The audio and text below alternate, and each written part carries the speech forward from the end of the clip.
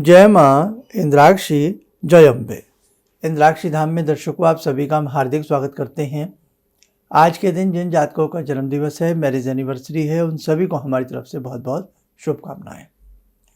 आज हम वास्तु दोष कई बार अनेकों घर में लग जाता है और हमें ये समझ में नहीं आता कि हम इस वास्तु दोष का निवारण कैसे करें, या हमारे घर में वास्तु दोष है या नहीं है। एक ऐसा चिन्ह जिसे आप सब जानते हैं, हमने बताया भी है, यदि उसकी मूर्ति, कैलेंडर या ऐसा कोई चित्र लगाते हैं तो आपके वास्तु दोष में आपको बहुत अच्छी राहत मिलती है। लगाना कैसे है, किस दिशा में लगाना है, सारी जानकारी इस अंक में देंगे। आइए पहले आज का हम पंचांग लिखें। 7 जनवरी सन 2025, दिन मंगलवार, संवत 2081, पौष मास शुक्ल पक्ष, तिथि आज नवमी है, नक्षत्र रेवती है, राहु काल 3 से 4:30, दिशा सूल उत्तर दिशा। आपके मास्टर बेडरूम में या किसी भी रूम में यदि वास्तु दोष लगा है तो वास्तु दोष हमें ये समझ में नहीं आएगा कि हम इसके लिए क्या करें। अब आप कई बार उसके लिए जैसे लाफिंग बुद्धा रखते हैं घर में, घर की खुशहाली के लिए, या कोई बेल लगाते हैं, बहुत सारी चीज़ें करते हैं, पिरामिड का प्रयोग करते हैं ना करते हैं बहुत लोग वास्तु दोष के लिए। ये तरह तरह की और बहुत सारी ऐसी चीज़ें हैं, उनको किया जाता है। लेकिन आज हम आपको सनातन धर्म के हिसाब से, वास्तु दोष के हिसाब से गऊ और बछड़े का चित्र या वो लगाएं, इससे आपको अत्यधिक लाभ मिलेगा। आप सारी बात को समझें। आपका घर त्रिकोण स्थिति में बना है, जैसे कि हमने पहले भी अपनी एक वीडियो में बताया था। त्रिकोण स्थिति जैसे चिमटे की आकृति होती है, ये देखें, ये त्रिकोण स्थिति है। पीछे दोनों भुजाएं, जहाँ देखो एरो का चिन्ह है, पीछे दोनों भुजाएं मिली हुई हैं, आगे चिमटे जैसी आकृति खुली हुई है।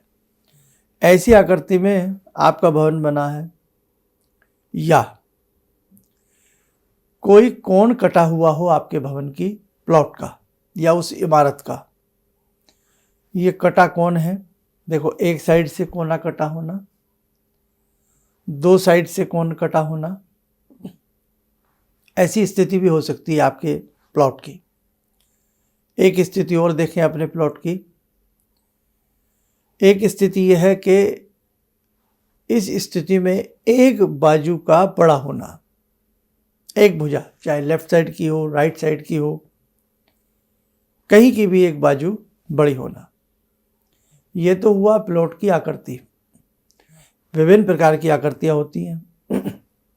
कोई आकृति आगे से बड़ी, पीछे से बड़ी, कोई एल नुमा आकृति हो सकती है, या यूँ कह लें आपके कमरों में अधिक कोने बना होना।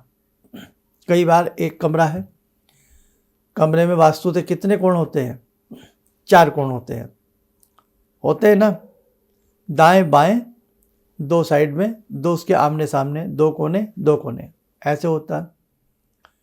लेकिन कई बार एक रूम में 5-5, 6-6 कोण भी आ जाते हैं। किसी स्ट्रक्चर की बनावट को सही करने के लिए 5 कोण, 6 कोण, 7 कोण तक हमने देखे हैं, और भी अधिक आ जाते हैं। वो भी अच्छा नहीं है।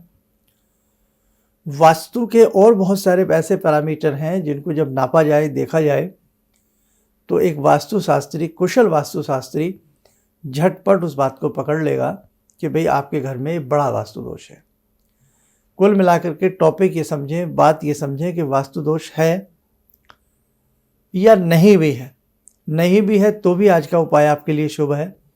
और यदि वास्तु दोष है, जैसे कि हम बात कर रहे हैं, तो सोने पे सुहागा। अब आपको क्या करना है, गाय और बछड़े वाली एक मूर्ति ले लें, मेटल वाली।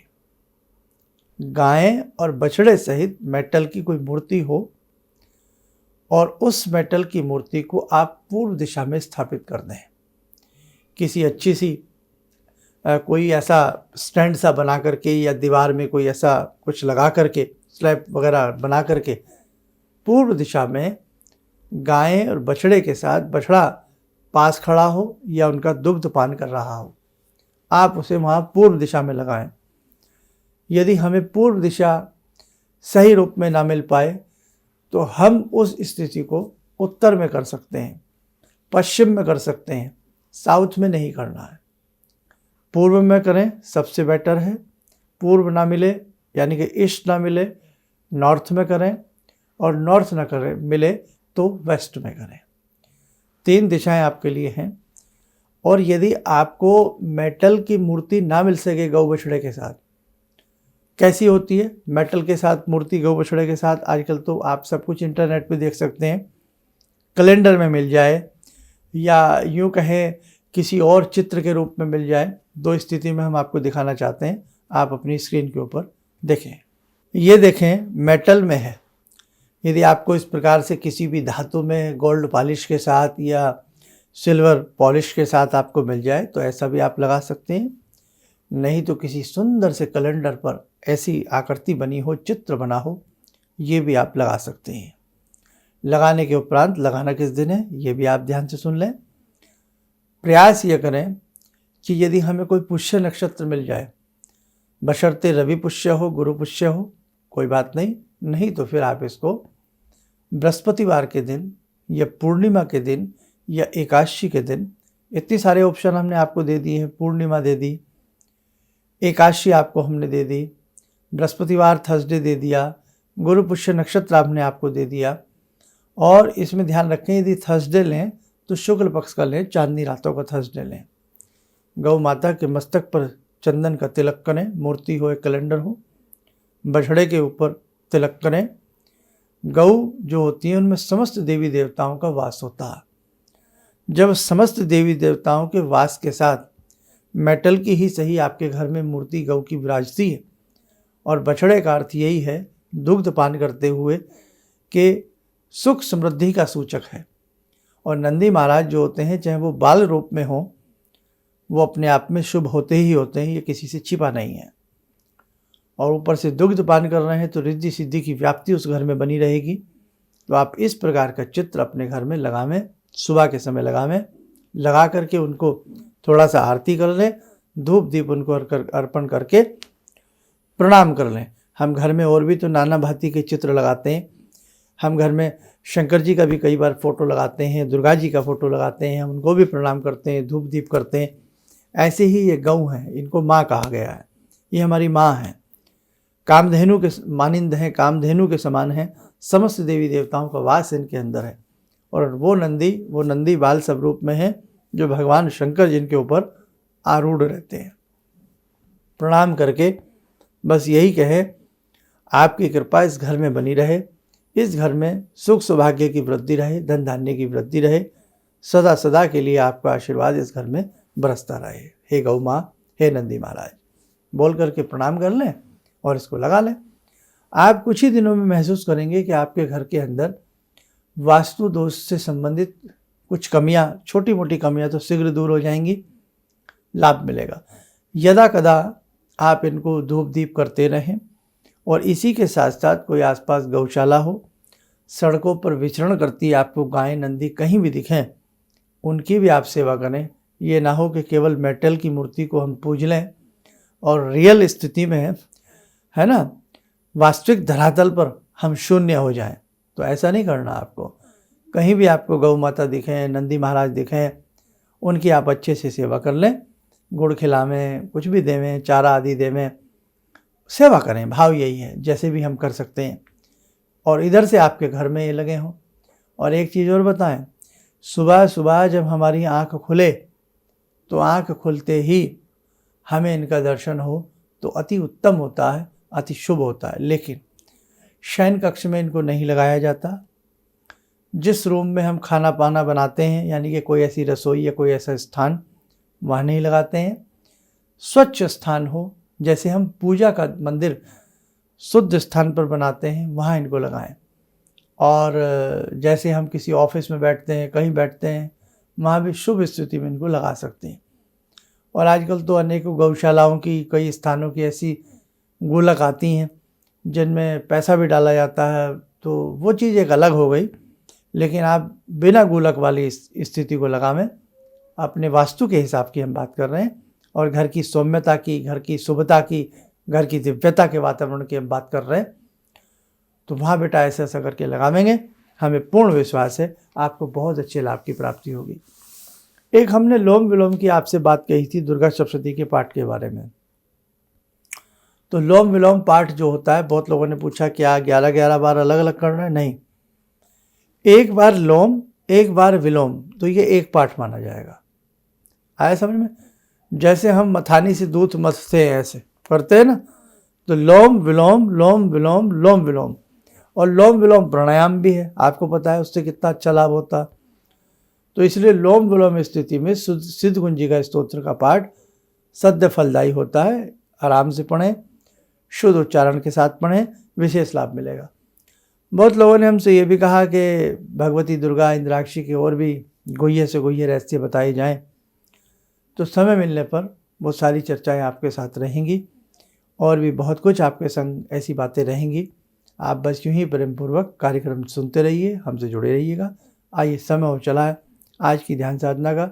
जुड़ते हैं भगवान श्री कृष्ण से। गौ माता की बात की है, और जहाँ गौ माता की बात हो वहाँ भगवान श्री कृष्ण की बात ना हो तो बात अधूरी रह जाती है। आइए प्रार्थना करें। ओम करारविंदे न पदारविंदम मुखारविंदे विनिवेशयन्तं वटस्य पत्रस्य पुटे शयानं बालामुकुन्दं मनसा स्मरामि बालामुकुन्दं मनसा स्मरामि कस्तूरीतिलकं ललाटपटले वक्षस्थले कौस्तुभं नासाग्रे वरमौक्तिकं करतले वेणुकरे कङ्कणं सर्वाङ्गे हरिचन्दनं सुललितं कंठे च मुक्तावले गोपास्ति परिवेष्टितो विजयते गोपालचूडामणि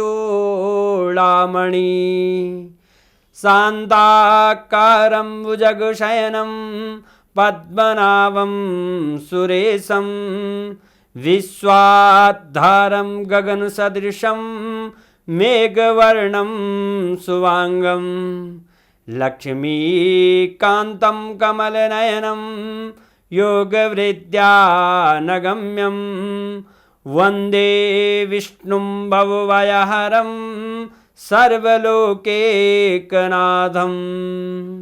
कवच बना लें, ध्यान करें, भगवान श्री कृष्ण का शुभ आशीष हम सबके ऊपर बरस रहा है।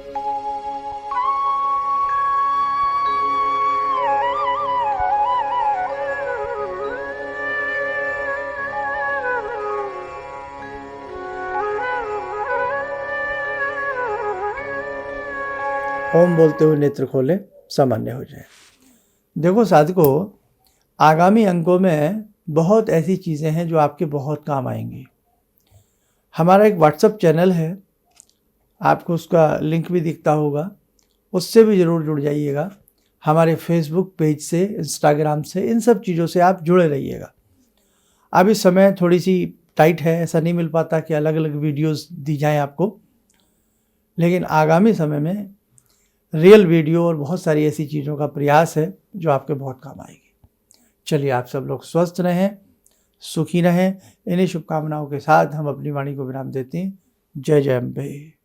भगवान से जुड़ो, और भगवान से जुड़ने का जरिया आपने बताया, बहुत अच्छा लगा, बहुत धन्यवाद। और सनातन धर्म को जिंदा रखने के लिए आप जो प्रयास कर रहे हैं बहुत सराहनीय है। हम लोग को मौका मिला है, हम लोग भाग्यशाली हैं जो आपके करीब आने का हम लोग को मौका मिला है।